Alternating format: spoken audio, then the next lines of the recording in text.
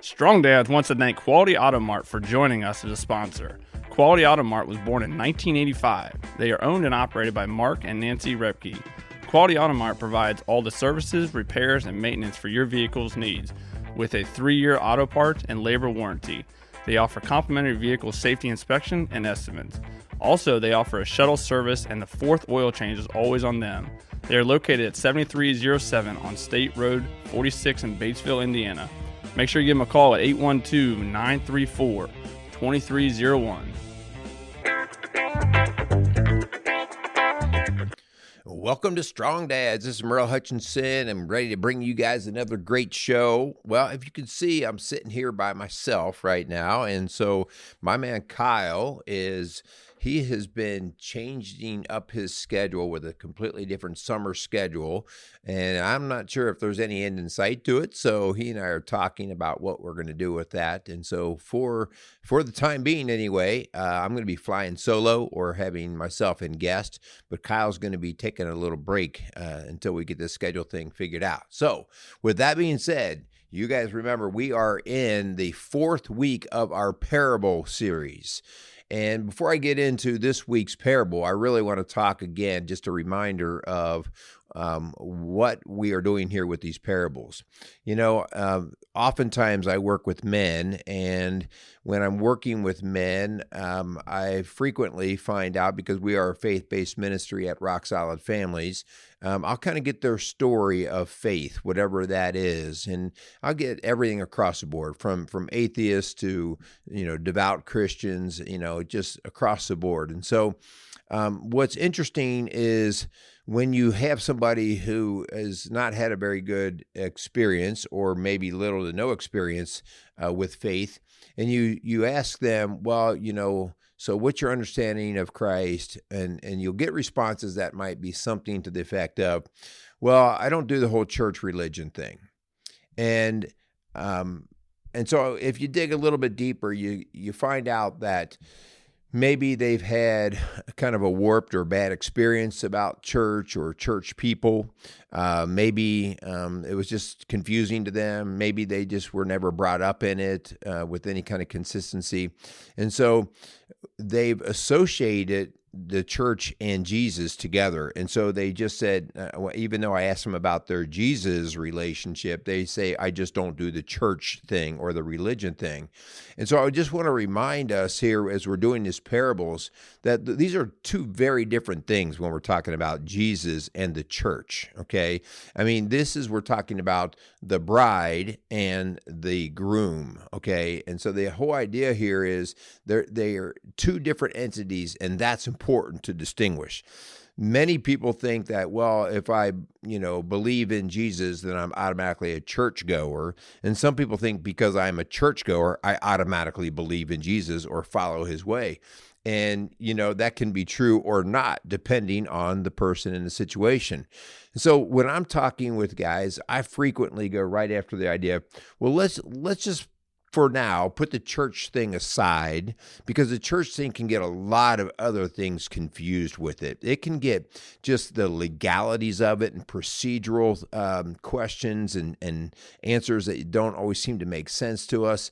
And then just kind of watching how people who make up the church function, it can cause a lot of different confusion. And so let's put the church thing off to the side for a second. I'm not dismissing it completely. What I'm saying is, for our conversation, when we're talking about coming into our faith, especially early on, and we're saying, well, who is this Jesus guy? And why is this church being married to this Jesus guy? And why is that even important? And so the idea here is, we better really know who Jesus is, because Jesus is not religion, all right? He's not a church. That's what we are. And he's not religion, which is a specific kind of doctrine, okay? He himself is a way. He is a way. He is a process of. He is a connector, a communicator to the way of God, okay? And so what's interesting is I go, well, I've heard about this Jesus guy, and I think I believe in him. And then I start to have to work with guys to say, well, if you say you believe in him, then let's say that he says he's God, And if he is God, then right away, man, that's a pretty high bar to set. That's a pretty high standard. And so now we actually have to start to really read his words.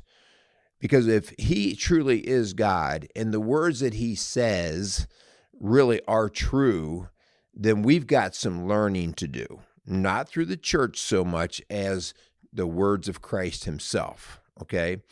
And again, I don't want to dismiss the church because that's actually a great vehicle that we use to connect with Christ.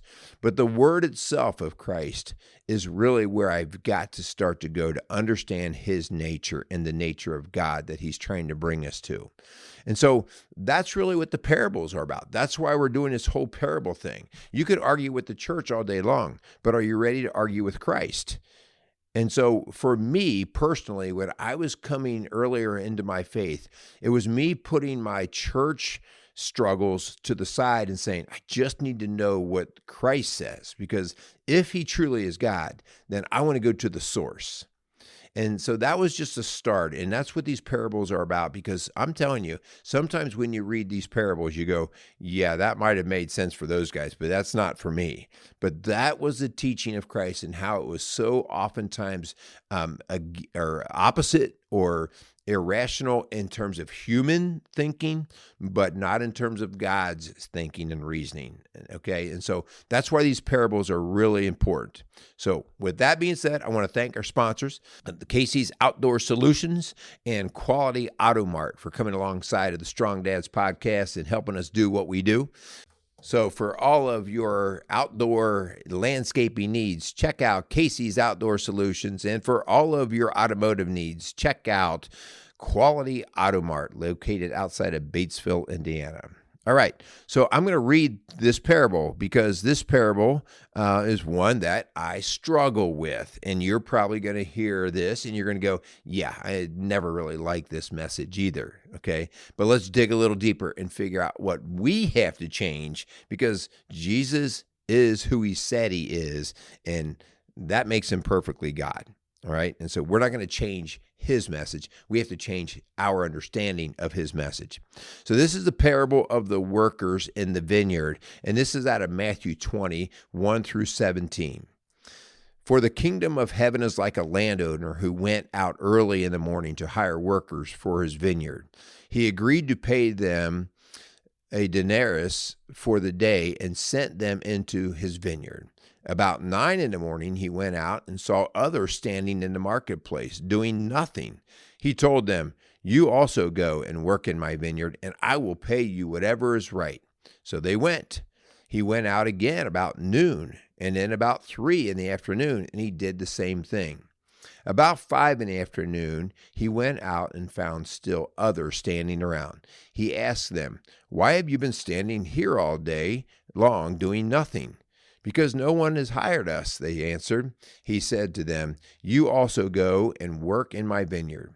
When evening came, the owner of the vineyard said to his foreman, "Call the workers and pay them their wages, beginning with the last ones hired and going on to the first." The workers who were hired about 5 in the afternoon came and each received a denarius. So when those who were hired first, they expected to receive more, but each one of them also received a denarius. When they received it, they began to grumble against the landowner. These who were hired last worked only 1 hour, they said, and you have made them equal to us who have been borne the burden of the work and the heat of the day. But he answered one of them, "I am not being unfair to you, friend. Didn't you agree to work for a denarius? Take your pay and go. I want to give the one who was hired last the same as I gave you. Don't I have the right to do what I want to do with my money? Or are you envious because I am generous? So the last will be first, and the first will be last." All right. So what do you guys think about that, man? That's a tough pill to swallow. To be real honest, I may have been somebody guilty in my life of looking at what somebody else makes compared to what I make and go, well, that's not fair. That's the word that comes to play here. That's not fair. And it's really interesting how we measure the word fair, all right? Fair from my human nature. My human nature is all about the comparison. It's all about setting my standard up against the standard of somebody else. All right. It's all about my judgment. Think about the judgment that goes on in that. All right. And so we're trained up in this from the time you're a little kid. Your human nature says to your mom and dad, well, that's not fair. That's not fair, even though your parents are the authority. Right. And so this whole parable really starts to bubble up some of our human nature stuff that we probably need to at least have some thought on to say, how did I get off of track from the way that Christ is compared to what I am? Think about how we assert ourselves as authorities. By the sheer idea that I can look at somebody who's actually in charge of me, they've hired me, and I can look at them and say, that's not fair, based off of if I'm the one in charge, okay? So we like to exert our own authority over the decisions that other people can make. We like to be the judge. Think about how I am asking to be the judge there when I say, hey, don't you think I should make more money than they should make? So I'm questioning right off the bat. How about this? I feel like I am entitled to complain and grumble. Remember in the parable, the idea that they even walked away and they grumbled.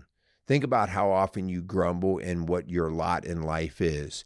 It's not fair. Things aren't going my way. I mean, we act like little 3-year-olds sometimes because we're not getting our way and we grumble and complain. Are you a complainer? I mean, this is what Christ is speaking to right here. He's kind of like, listen, you know what you signed up for from the get-go. Back off with the complaining and own what you accepted from the beginning. This whole parable reminds us of our difference, our human nature difference versus the nature of Christ. And I think what's important is how short-sighted our human nature is. What seems unfair is unfair in our life and our time period that we're in. But Christ works from a completely different reference, a completely different point of reference in terms of eternity. You know, we look at our life or maybe being out in the field working for a day as, man, that's a long day. Christ is looking at eternity. And so maybe I sweat a few minutes extra in a day, and I'm grumbling about the extra sweat that I dropped compared to the guy next to me. And Christ is seeing a much bigger picture. I mean, a much longer picture in time as well when we're talking about eternity. So think about how we're limited by our own perspective. All right. And so, something that's really important here. Some people will be upset because you've heard this before, like some people live a great Christian life. Maybe they were born in a Christian home and all their life they were obedient and they did all the right stuff and they lived it and they got into their 80s or 90s or whatever and they finally died. And they go, wow, that guy, he worked hard to live a Christian life. And then you hear about these deathbed conversions where some dude, was just not a good guy. He was a crook. He was not good. And he didn't live well. And all of a sudden, he has an awakening on his deathbed, so to speak. Maybe it's in his final days, moments, years, whatever. In other words, much later in life. And even though he lived this wild, selfish, whatever it was, way earlier, he makes the conversion. He says, I am no longer authority and Lord of my life. Jesus is now Lord of my life. That whole idea is this parable right here, where we can get upset and we fret over the idea of, are you kidding me? I worked hard all my life so that I could get this reward in heaven. And this guy was a total crook all of his life. Well, this is our short-sightedness of understanding how we just have our own time reference and not a reference of eternity. And so Christ says, listen, for the short time that you're here, at the end of the day, it's not about the work that you do so much as the heart that you gave. This is a parable about whether you gave what you had for the time that you had, when you committed to it, that you gave it all. okay? And that's what this is about.